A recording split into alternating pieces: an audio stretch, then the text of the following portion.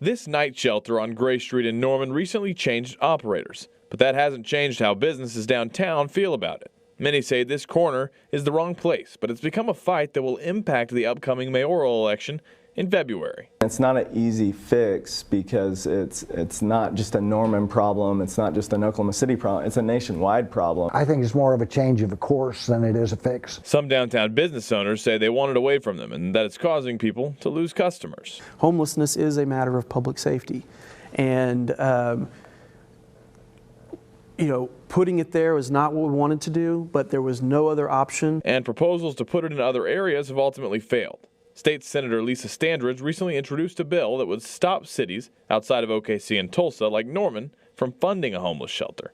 I asked all three candidates how they felt about this bill. I don't agree with it. I think it's mean-spirited, and I don't think it would work. I think that the city itself and all municipalities need to be out of the homeless business. But that's not going to solve homelessness in Norman. It's going to make it worse, in my opinion. But until we see where that bill goes, they each have different ideas on how to fix the growing number of people on the streets of Norman.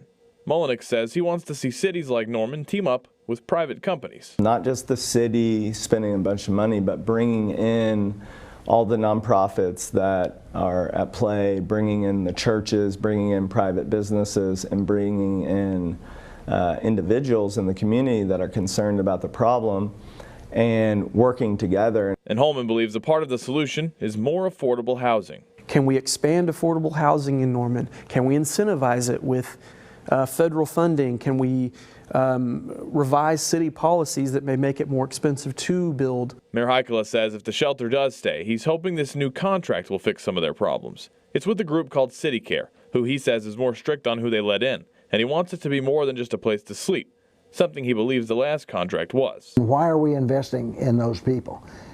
Somebody wants to change their life? Heck yeah, let's be with them. But we are not doing that with food and shelter. Colby Terrell, KOCO 5 News.